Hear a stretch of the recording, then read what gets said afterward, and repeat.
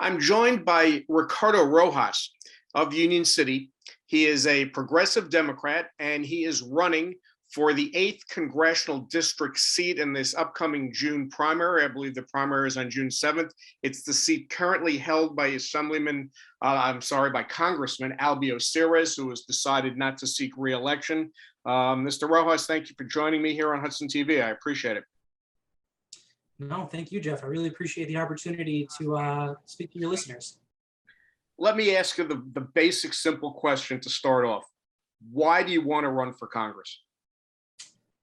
Oh, because I think I'll be the best representative for the 8th Congressional District. In fact, I grew up here, much like my opponent. In fact, I grew up in Union City. And the reason why I'm running is because for a lot of people like me, and even for a lot of people that aren't like me, envisioning a future where you can live and grow, age in this community is becoming increasingly difficult. And I'm supposedly somebody who did everything right. I graduated from high-tech high school, which is a great, one of our best educational institutions here in this county. I went to Penn State. I got myself an engineering degree. I work hard. I make decent money, but I simply can't afford to own a home here.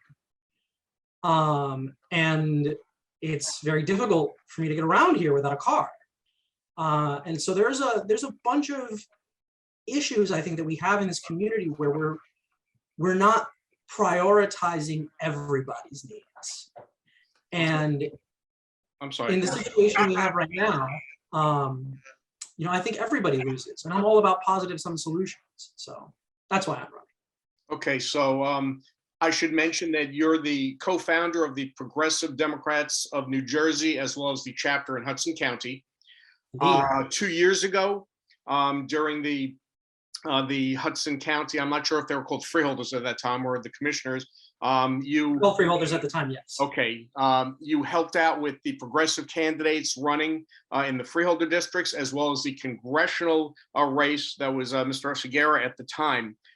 Explain for the viewers that might be Democrats or might be Republicans, elections, whatever. What's the difference between the traditional Hudson County Democratic Organization and the quote unquote progressive Democrat? How do the two things differ? That's a really, really great question. I think the real difference boils down to the slogan of my campaign, which is that progressives believe that everyone belongs in this community, that everybody belongs here.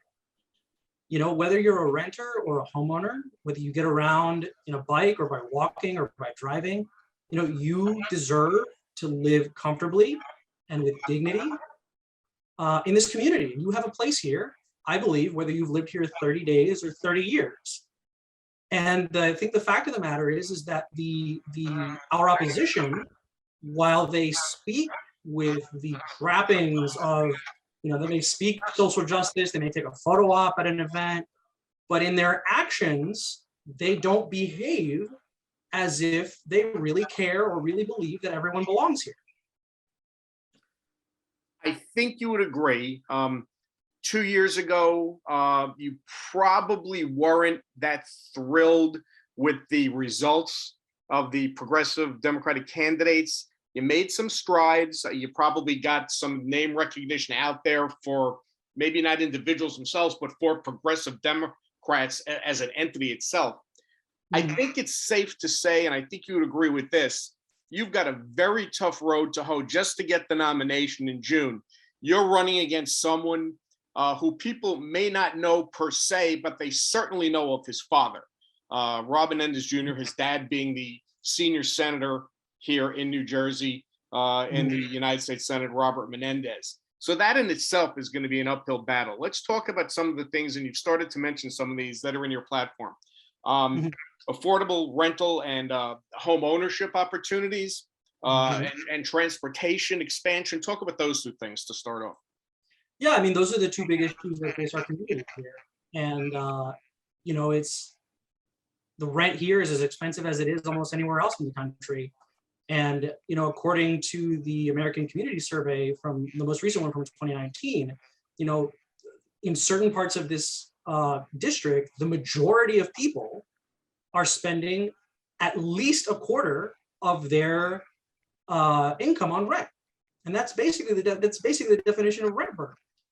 That means that's money that they can't spend on other things that could stimulate our economy, that could, send their kids, to college, that can be put to better use than paying for a tiny little apartment in downtown Jersey City, like I am right now. It's very difficult to get around here. Like, I grew up in North Hudson, where we have our famous jitneys and it's very dense.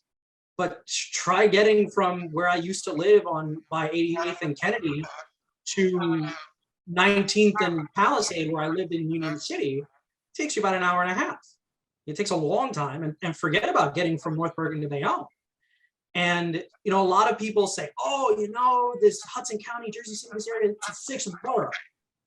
I really resent that, because if we were the sixth borough, we would have transit options like they have in New York City. And the difference, I think, in the transit systems between New York City and the 8th District is that New York City has spent over a century investing in that infrastructure. Meanwhile, we get treated like we're a suburb, and we clearly aren't. We are 100% urban according to the census. And I just don't understand why there isn't a train line that you can get on at 92nd and Kennedy in North Bergen and get off at 1st and Kennedy in Bayonne. I don't understand why the Newark light rail only has 17 stops and services 2 wards. I don't understand why Elizabeth only has 2 transit stops with connections only to New York and Philadelphia. And I think you would like to see a spur running the Hudson Bergen light rail line. You want to see a spur. They've talked about expanding up into Bergen County, Tenafly, whatever, which is on the western side of the tunnel. You want to see it up on the Kennedy Boulevard area somehow, so people can get. I'm talking about something much more ambitious. Want to elaborate? I'm saying that what they have across the river is what we deserve here in our district. It's not just a light rail extension. It's not a 7-train stop.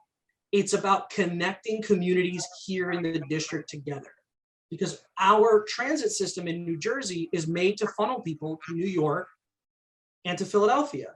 But I have my aunt who lives in Passaic, and when I was in college, I interned for a railroad company that was by Boundbrook, and it took me 2 hours by train to get home from my internship. But if I took the same car ride, it could take me 45 minutes.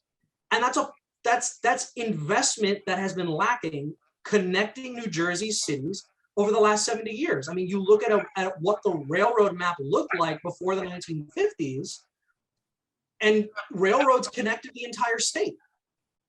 What I'm proposing here is not a technical problem. We can figure out a way to put the tracks down. We can figure out a way to build the infrastructure. What's missing is the money. And why is the money missing? Because we don't have representatives in Washington that are going to bat to get this federal money into this district.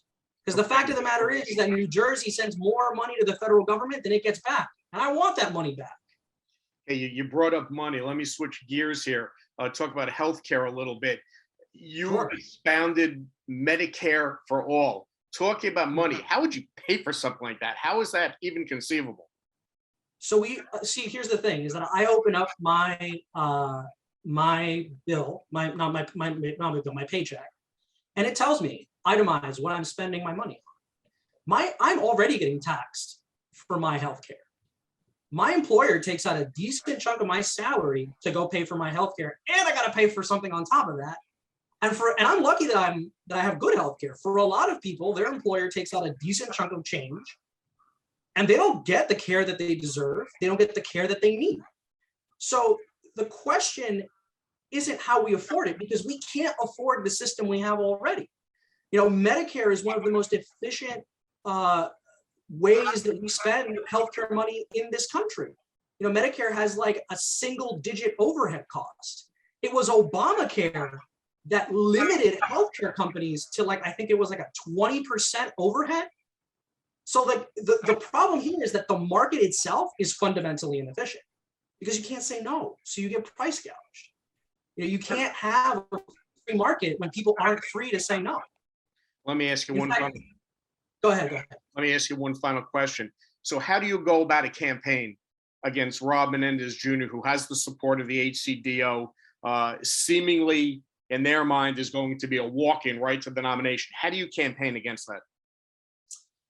I think you campaign against that by not campaigning against them. Because our opponents, I think, thrive on division. You know, just look at the Ward C race. I think the administration here in Jersey City was talking out of both sides of their mouth, supporting a candidate who was against, made their mission to oppose bike infrastructure, made it an incredibly divisive campaign when drivers and cyclists both benefit from better infrastructure, you know, but the mayor now goes around saying we need more mass transit, we need more of this, but you're supporting a candidate who is very pro-driver. And so for me, it's not about Menendez. It's not about the HCDO. It's about this whole system. And they want it to be personal. They want me to slander Menendez and say that he's a bad guy or that he's evil or that this or that. I'm sure he's a nice guy, but it's not about what he is, it's about what he represents. And what he represents is a corrupt system that fundamentally disempowers the average person. And what we have in New Jersey is a political aristocracy, and it's not, and you know, it's not just Menendez, it's the DeJesus, it's the Veneris, it's the Norcrosses, it's the Paynes. And I'm sure that there are countless other family names in whatever county your viewers have been watching this from. You know, this political culture that we have is older than Menendez, and it will, you know, and it will continue to exist beyond Menendez and beyond DeJesus and beyond Veneris if we don't do the work of unwinding it. Okay, on that note, Mr. Rojas, we are out of time. And so what I'm trying to bring here to the discussion is unity. Okay, I want to thank you for sharing your thoughts. Good luck in your campaign. Thank you for being with me on Hudson TV. I appreciate it.